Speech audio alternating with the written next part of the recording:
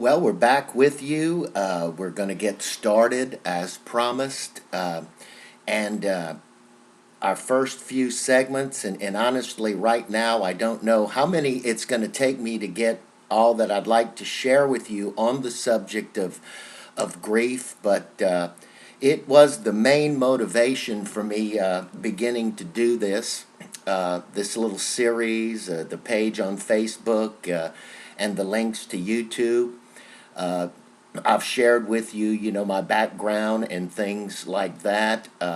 Let me just preface all of this as we begin to get into some teaching or expounding or whatever word it is we want to use to say we're trying to just convey thought to somebody else. That most of this is my thoughts, and I read a lot of books, good books from people smarter than me.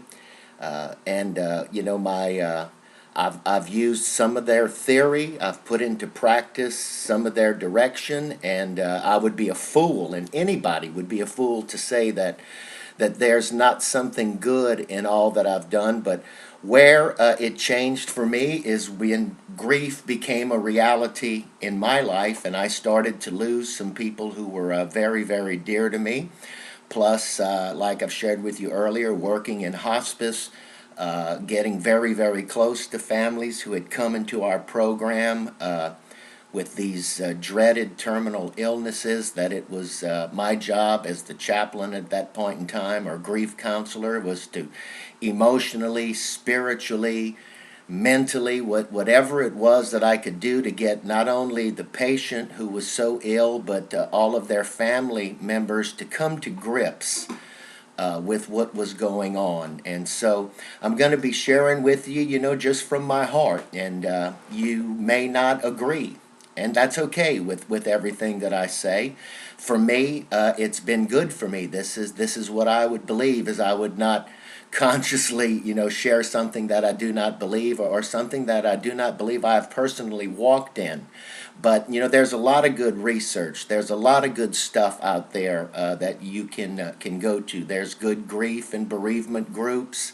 There's excellent churches. There's strong family members. And God knows there's very, very good friends that are in our lives that can help us at times like this. But where the books broke down, and where we wanted to separate the marrow from the bone, for me, is I needed to take things from practical theory into personal application. And that's where I think when you just read a book, it's tough to take it from point A to point Z as to how do I make this work for me. So hopefully, in all this, we'll help each other just to get better and to come to grips. Now, if you know me from the past on my Facebook pages, I'm a big fan of quotes. I always give recognition to the person or the group or the movie, whatever it might be that I'm quoting.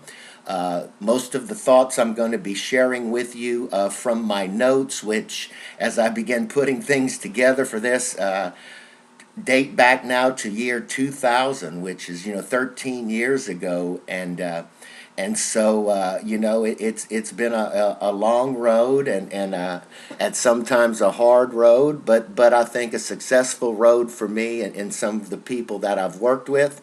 So a lot of these thoughts are going to be mine. I'm going to be referring to my notes a great deal as we go through this. In my church ministry, I always use notes, but when I do directly quote somebody, I am going to give you reference to that person. So we're going to start today with laying the foundation of all this, and we need to do that by talking about the realities of grief. Many times when the death of someone we love occurs, we cannot, or we do not want to believe that this terrible thing has really happened. And we can sort of minimize it to believe, God, it's a bad dream. This is a nightmare. And when I wake up, this is going to go away. But when we wake up, it doesn't go away. The brutal reality is still there with us.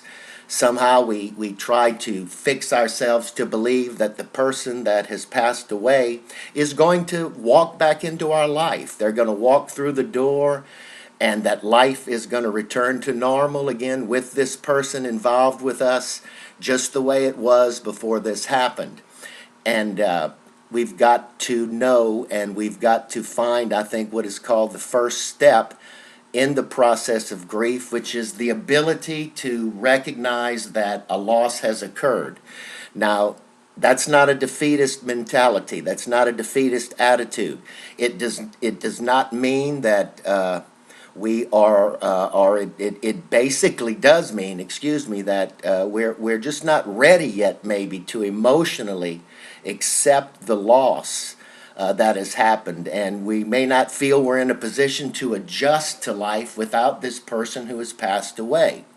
That's not a defeatist attitude. That's just the way it is. What it basically all means is that in our minds, I think we do realize that death has occurred, that a loss has occurred, and that this person that we really, really love has indeed died. And we do know they're not going to return to us in a physical way ever again. Funeral services help us accept somewhat the reality that our loved one is gone. The time that the funeral was held, the way that our routine was broken, for that to occur at the funeral, and the funeral service itself, no matter what form it took, are all vivid reminders to us that death has occurred. Now, one thing a lot of people who have suffered loss wonder about is this: should I actually talk about anymore the person who has died? And my answer to you is a resounding yes. Even talking about the circumstances of their death, as sad or unfortunate or tragic as those circumstances might have been, and the details of that death of your loved one, I believe can be healthy. Certainly it can indeed be liberating. Why, you ask? Do I believe that? Well, because it can be a way for reality to creep into our conscience that a death has occurred, into our conscious mind. And do you know what a conscience is? Okay, now I'm going to begin to wrap this little segment up by closing on what your conscience is. Okay, our conscience is a gift from God. The conscience is one of the things that God has given us as mankind, the apple of his eye of everything that he has created, that sets us apart from the rest of his creation. From a biblical standpoint, the conscience is the ability that God has given us to accept his will and to grasp, if you will, his will for our life. And that's why when we do something or say something that we know is wrong, or that we feel is wrong, or that if we participate in something that is wrong, we feel this sense of guilt or conviction, whatever word it is you choose to use, that something I have done and something that I have partaken of is wrong, and it leads to an unsettling within us. And that is our conscience attempting to keep us sensitive to the Spirit of God. So I realize that now I've brought God into our discussion, into our sharing, and I'm going to stop with that and let you think on that.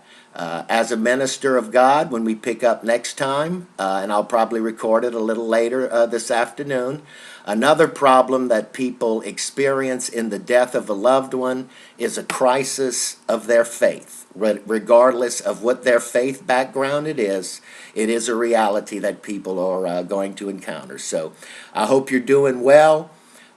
You have a great day. If you have any questions or thoughts or anything, you just let me know. Take care.